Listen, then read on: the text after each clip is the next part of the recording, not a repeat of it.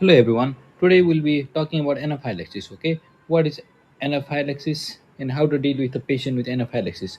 Anaphylaxis: when we encounter a patient with anaphylaxis, we have to rapidly check for airway, breathing, circulation, any disability present or not, and history of exposure.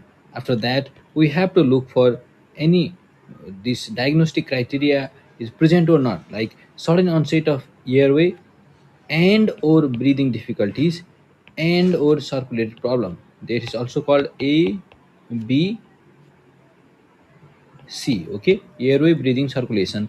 If there is sudden onset of airway or breathing or circulation symptom, and usually skin symptoms like itchy rash after exposure to a drug or a food particle, then it's called anaphylaxis. Okay, and it's so clear from history only we can conclude the diagnosis. After that, if help is readily available, call for help or resuscitation team or ambulance, or if you are in a hospital setting, then you can call for help for the relevant team. Okay, after that, if there is trigger like any drug is going on, stop that infusion. Okay, after that, lie patient flat. Okay, with or without leg elevated.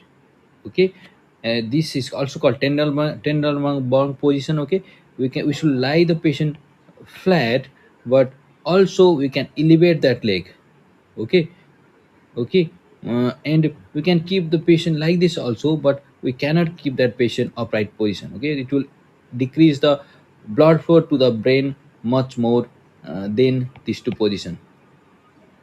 After that, give IM adrenaline.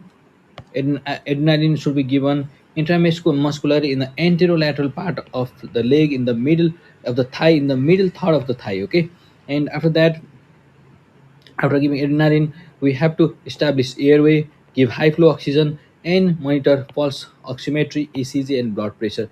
If there is no response, repeat adrenaline after 5 minutes, and also provide IV fluid. Remember, anaphylaxis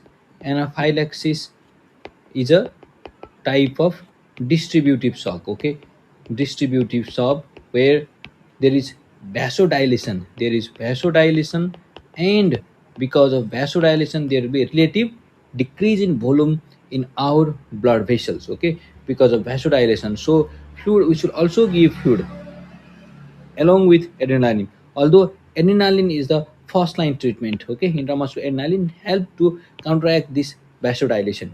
Okay, if there is no improvement in breathing circulation problem despite two doses of intramuscular adrenaline, then you have to confirm resuscitation team or ambulance has called or not, and then we decide it as a refractory anaphylaxis, and we have to go to a refractory anaphylaxis shock algorithm.